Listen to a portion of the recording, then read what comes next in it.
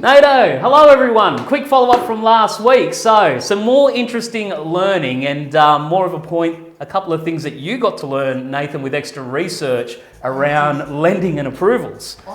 You know what, there was something that I didn't even consider. So, in the last video we spoke about the change in lending and how that is likely going to impact people's borrowing capacity by maybe 5 or even 10%. Yep. But we have spent maybe the last 5-10 years helping a lot of people getting into the rental market as landlords and investors. Yep. What I did not know is that if you're going into the bank for a new loan... Yep, and you already got an existing one. Well, if you go in for a new one, I know, and we spoke about it last week, that your serviceability thing's going to change. Yep. What I was not aware of, or at least I hadn't even thought about, is if you have 1 or 2 other loans, you're going to have your assessment put right across all the existing loans for your serviceability. Yeah, so what does that mean, Nathan? When you go and see your broker or your lender, the bank, and they are looking at the whole picture, and you've got money outstanding on your existing homes, your existing investment, and you want to go buy the next one, and it's another 400 grand that you might borrow as an example, they're going to add all the debt that you're exposed to in the new servicing rate, which means they're going to ramp it up and at the new assessment levels to make sure the affordability is across the whole amount, but at the new thresholds. So silly me, just thought I've got a loan, it's all working well. And possibly you've got another loan, it's all working well, and you'd only have to deal with these issues on the new one. So we've got a lot, particularly mums and dads. So the last 10 years, there's been a big movement for mum and dad investors. And in a marketplace like Griffith, why wouldn't you? The rental price has been covering pretty much the full loan for quite some time.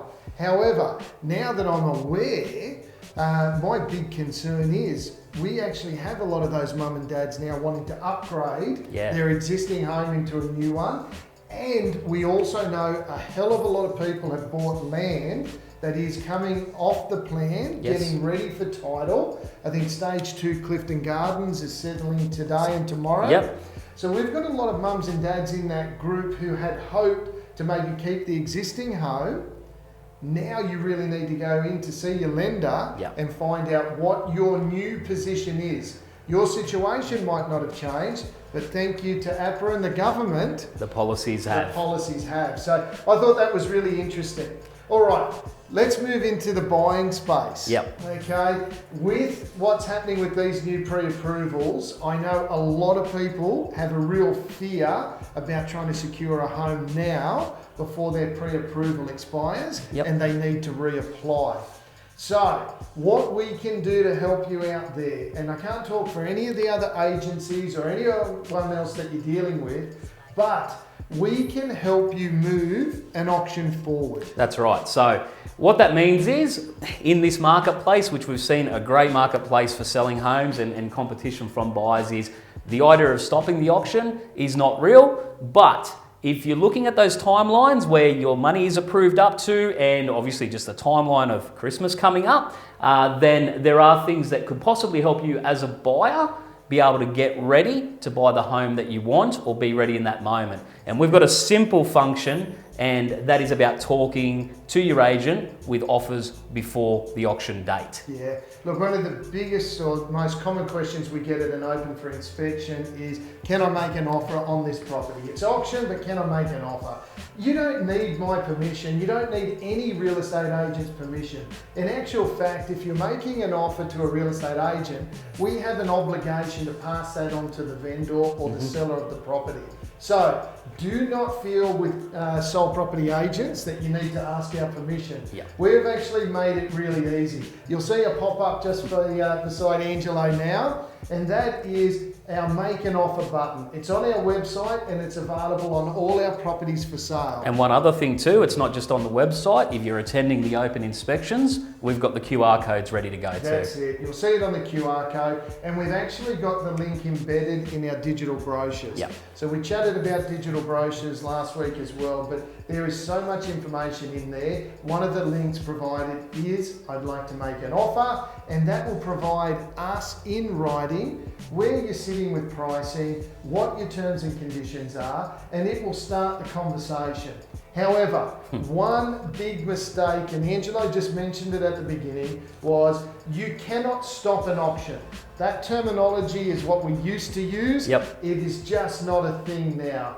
What you can do is maybe bring an auction forward. Yep.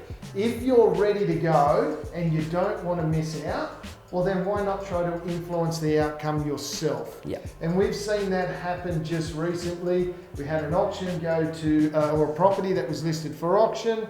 We had quite a few inspections, and there were 6 buyers that all said, we're ready now. Yep. Would the owner consider us negotiating on the property earlier than the advertised date? And in actual fact, what we did with the owner's consent was that we moved the negotiation. It was competitive. There were 3 people that were highly engaged on unconditional contracts, and they, one lucky purchaser secured the home 7 days before the advertised auction date. So if you want to ensure that you're putting your best foot forward, then get in and be making offers, because we're pretty much running our auctions now all the way to Christmas. Yep. And you will run out of time.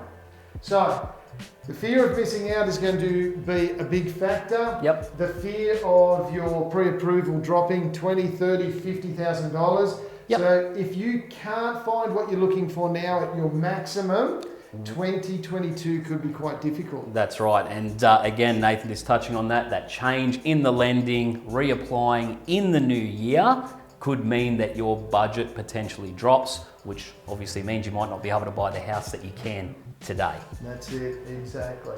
So now these videos have been running a little bit long, so we're just going to finish off with this. We are almost completely booked out for auctions right through at the moment to about the 21st of December. Yep. So this is going to be quite a long month.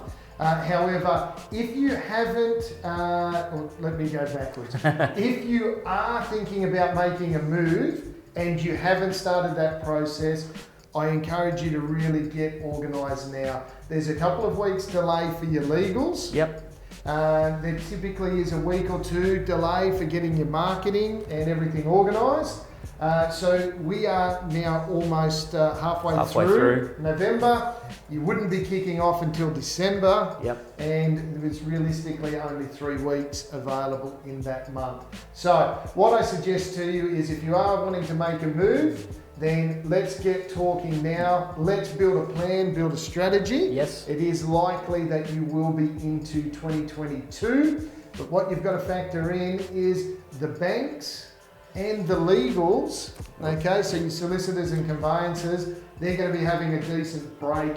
They typically finish before Christmas Eve. Yep. And they generally run a week or 2 into January before they're back. Yep. And I'm hearing a rumour there's an agent or 2 having a sneaky break. Maybe having a little rest as well. So yeah, interestingly, I had a contract turn up with the fixed date for January for a settlement for a new property that's coming to the market. So it's already happening. It is in motion because we are booking sales dates right up to Christmas virtually. Yeah. So no, that's the race in, most definitely. So just a quick recap, Nathan. So for the buyers, double check your position, know what you're looking for and wanting to buy at the moment. The good news is we've got a couple of early Christmas presents ready to come to the market for the buyers now, in the next couple of weeks. And for the sellers, if you are thinking about that move into the marketplace before Christmas, then get ready. Yeah, we're going to throw it up on the screen as well. We're also getting quite a bit of inquiry from out of town. So now with what is a very clear roadmap out of COVID, what we're seeing is a lot of people that have secured work or just wanting to get into Griffith because they absolutely love it like we do.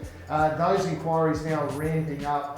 There was a period there where we almost had 50% of the inquiry from out of town.